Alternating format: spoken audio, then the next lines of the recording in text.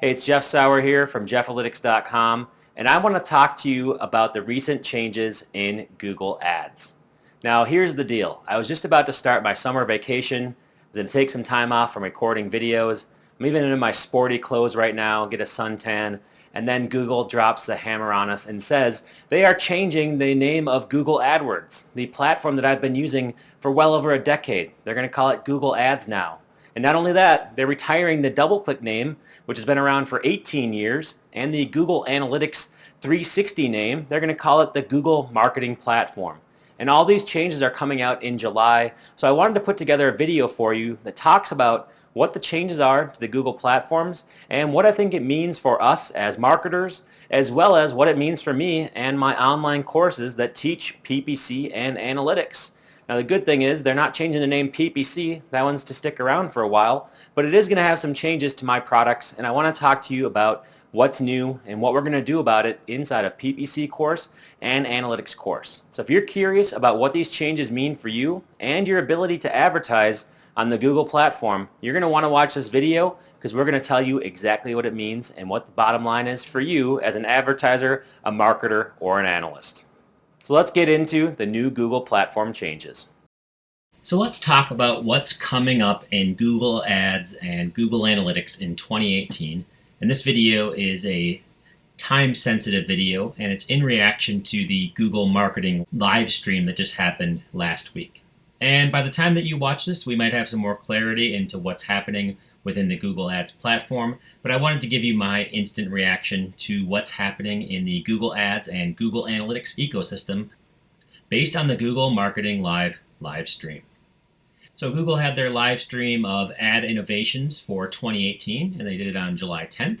And my original plan was to watch this and to give you a reaction video right away after it happened and give you an update. But unfortunately, I was in Greece for a conference, and instead of watching the thing live, I attended a speaker's dinner instead and enjoyed some lovely Greek food and all the hospitality that they have to offer in Athens. So I'm sorry for that, but better late than never, and I have some cool innovations to share with you anyway. And really, when I was at that dinner and then watching a World Cup game afterwards, I figured no big deal. I can just read up and summarize the video for you and share it with you in a new video. But it turns out this was not an easy task. See, the innovations they have, they're high on flash, and because it's a keynote, because it's a live stream and a presentation, they're a little bit low on substance. So I'm going to do my best to summarize the important points for you here, but you should also understand that while I'm recording this, I don't have all the information. I'm still seeking information. And so, as is customary on the Jeffalytics YouTube channel, I'm going to share with you what I know now. I'm going to share with you the things that I don't know, be very clear about that. And then I'm going to have a call to action at the end. And hopefully, if you want to see more, if you want to learn the things that I'm looking to learn, then leave a comment on our YouTube channel or on the blog post, and you can let us know that you want to learn the same thing as well. And so I'm going to do my best to summarize here. Let's first of all talk about the name changes. So Google AdWords is going to become Google Ads, or it is Google Ads by the time you listen to this, depending on when you're watching this video and reading the blog post. Google AdWords is now Google Ads. It's inevitable, and if you want to get used to the logo, here's what it's going to look like, the Google Ads logo. Now, I'm not sure if I'm supposed to be seeing this page, but I found it on the Google website. They actually have a public-facing website where I can see the new branding for Google Ads. And it tells you when you should use it, when you shouldn't use it. And if you're curious about how to do a brand style guide in the Google way, you might want to check out that link. And by the time you watch this, that link might be down because I'm not sure that Google wants me to see that page. But it was pretty cool to see it while it lasted. The other thing to note is that Google Analytics 360 plus DoubleClick is now called Google Marketing Platform. So the new name is Google Marketing Platform, and what they're doing here is they're incorporating all of these other tools that are out there. Notice they've kept the 360 naming convention. 360 generally means something that you have to pay for or a premium version of their free tools, and so all these things are combined into the Google Marketing Platform. And you may use some of these things, you may not, but they're all going to be part of the platform now. And the main thing that they're doing here is a consolidation in branding and putting the blogs for them all in one spot. So if you wanted to check out that blog and see what they're combining, you can look at the link on your screen right now. And you can click through on that and you can check out the Google marketing platform blog. The next thing I want to talk about is where to learn more about Google's 2018 announcements. So the first way you can learn about the announcements they've put in place is by watching the full 1 hour and 36-minute Google Marketing Innovations Keynote, which is a live stream. You can watch the replay of it, maybe watch it on 2x or 1.5x if you don't want to spend 90 minutes watching a video. But if you want to watch the whole thing, that's how you do it, and here's the link to it on YouTube. The next thing you can do, which is probably the preferred method for all of us who are busy, is to view this condensed version, a 10-minute version by Julian at Measure School. Now, Measure School is a good friend of Jeffalytics, and they do some awesome stuff, and this is an awesome thing they've done. They took the Marketing Innovations Keynote, they cut out the fluff, and they went to just the important pieces, and they made it into a 10-minute video. You can even watch it in 5 minutes if you have it on 2x speed. So check out this video if you want to just get the summary and you just want to see everything they're doing. This video is one that I refer to over and over again if I want to get just the quick and dirty analysis as to what's happening. If you want to see things in written form, check out the official Google Ads blog at blog.google/products/ads. And finally, the Google Ads announcements channel. I found this thing during my research, and basically every announcement that Google has made about Google Ads, and it's done chronologically with the most recent updates first, and then it goes down over time. And so the further you scroll down, the more you're going to see some updates that have probably been rolled out, and the things that are happening at the top, these are just the new innovations that Google is putting out there. So what of these innovations excite me the most? That's probably the question you have. You're probably busy. You're wondering, what's the thing that I should really care about here? Well, the one that excites me absolutely the most is cross-device reporting in Google Analytics. So cross-device reporting is now built into Google Analytics. Of course, I should probably put an asterisk on there because there's some caveats to it. But generally speaking, they announced this in their keynote and they put a blog post out there. Cross-device reporting and remarketing is now available in Google Analytics. So how does that work? Here's a blog post that talks about cross-device tracking in the new Google Analytics.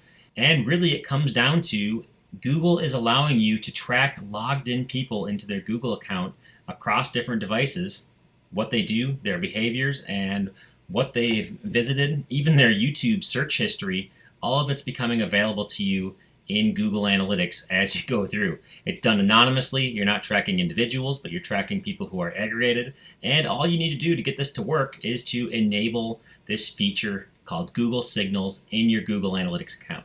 And like any good video host out there, I've gone ahead and done this. And so I went into my Google Analytics account. And as you can see here, it says Introducing Google Signals Beta, unlock the new cross-device capabilities and more. If you hit the Get Started button, it's going to take you right to your settings to activate Google Signals. They're going to tell you a little bit about what you can do there. And there's some more information if you want to learn more. Click again and you can choose where you want this to be activated for and what you want to compare to. And if you click on Activate, then things will be ready to go. Of course, I wouldn't take this lightly because you need to understand your data privacy policy, how it's affected by GDPR, how you are affected by consent, and everything else that we want to talk about in a post-GDPR world. But it is very easy to get this thing going. So if you click on Activate, it's going to tell you that you've activated Google Signals, and then it's going to give you some information about getting started. Not only that, but they're going to give you a survey at the end that says, how was the experience and why do you have Google Signals enabled? They want to know why you're using it. So if you want to humor Google a little bit there and tell them why you're interested in this, you can fill out that survey once you get signed up for it. And then the link to the documentation, it will take you here about Google Signals. And if you scroll down here, there's all kinds of interesting information. It really is more in depth than a lot of these other announcements they've made. They give you some documentation and they tell you how it works and how you can get it up and running on your site. And of course, you're probably wondering, what about GDPR? We just talked about data privacy. We've talked about GDPR until we were blue in the face. It came, it went, it's in a present world right now. How is Google Signals affected by GDPR? Well, first of all, this type of data collection is using advanced Google Analytics features. And so since it's using advanced Google Analytics features, this is advanced data collection. And since it's advanced data collection, this is affected by GDPR in the ways that other things like demographics, remarketing, and other features are affected. So in a GDPR location, you should obtain consent to use this feature. You should make sure that you're very clear with people that you are using this feature, how it's being used. And so you are governed by the advanced usage of Google Analytics and how it's affected by GDPR, and essentially you need consent. And if you remember back to May, I created a lot of videos about GDPR compliance at the Jeffalytics blog. This one in particular tells you whether or not you need cookie consent. And I'll save you the time if you want to watch that video. I'd love it. I love it when people watch my videos from the past. But I'll save you the time right here and say that yes, you need cookie consent if you're going to use Google Signals, especially in the areas that are affected by GDPR. So I'm very excited about Google Signals. Hopefully you are as well. And I'm going to give you an opportunity to tell me how excited you are at the end of this video. So stick around, and once we get through these other innovations, you're going to have the chance to tell me how excited you are to learn about Google Signals. But first things first, let's get to the other two innovations that I think are interesting from Google's announcements. Smart campaigns is the first one I want to talk about here. And that is basically Google using machine learning to optimize results. So their smart campaigns, basically what they're saying is, don't do any work as an advertiser, and we are going to make your campaign better. We're going to use smart bidding, smart algorithms, machine learning, and we're going to get you the best results possible. And heck, if you don't have a website, we're going to create one for you. We're going to automatically optimize your landing pages. We're going to do the best things we can in order to get you conversions, in order to get you more results from your advertising. So basically, they're allowing more people to advertise on Google without doing any work. And this could be a good thing. Especially if you trust everything at face value, this could be a good thing. But you should always be aware of Google's objectives. Google's objectives are to make more money for Google's shareholders, or Alphabet's shareholders, because that's the actual name of the parent company. So their objectives are to make more money in advertising. So if they're doing smart campaigns where they're taking out a lot of the friction in creating ads, what they're really doing is they're taking out the friction in you spending money. And if you spend money and you're not sure what you want, or if you give Google access to your credit card, which you need to do to run Google Ads, and you aren't paying attention to things, or if you don't set up conversions in the first place, then what they're going to do is they're going to optimize to clicks. They're going to optimize to phone calls. They're going to optimize to metrics that you may or may not care about. So yes, easy is good, but easy without a strategy just means that it's a way for you to bleed your money out. And so make sure that when you do things that are easy, or when you advise your clients who are doing these things, or when you talk to your family members who are running Google Ads, or when you do anything, talking to anybody who's trying to do advertising and they're trying to turn around their business, if they don't have a strategy, they're just going to spend money faster, and they're going to get worse results faster, and they're going to be burned faster, and they're going to be mad at Google faster, and they're going to be wondering why you didn't help them out, why you weren't being a good friend or a good family member or a good person overall, and warning them that easy is not always better. Easy is not better when you're lacking a strategy. So that is my public service announcement. That is my warning to you as always. Easier is not better, especially if you're a novice to this thing and you don't have a strategy. So if you don't have a strategy, check out PPC course. That's what it's all about. We created a PPC course. It's the best one in the market, and the whole point is to teach you strategies so you can game the Google ad system instead of letting it game you. And finally, I want to talk about Google's Integration Center and their measurement partners. So there's not a lot of information about what these things can do, but I've seen screenshots on the web, I've seen blog posts at the Google Analytics blog, and they're basically saying you can integrate data between multiple different Google products all in one spot. Now, I don't know if there are third parties here. I don't think there are. But basically, if you want to take audiences from one system and put them into another, they are giving you the capability to do that in the Integration Center. Now, what does this mean? What are the implications of it? I don't know. It seems like it's only for the 360 products. So basically only for people who are paying for the premium versions of these things that you can do the integration. So maybe Integration Center is not really something that the average Joe Schmo user can take advantage of, but I want to learn more about Integration Center, and I want to see more about it, and once I learn more, I'll definitely be sharing that with you as well. And the other thing is Google Measurement Partners. Now, I love it anytime that Google involves third parties who are not Google and lets them integrate with Google systems. Now, I'm not sure what these measurement partners are going to do. They gave some examples in the blog post that I've linked to in this slide, but I'm not really sure exactly what they do.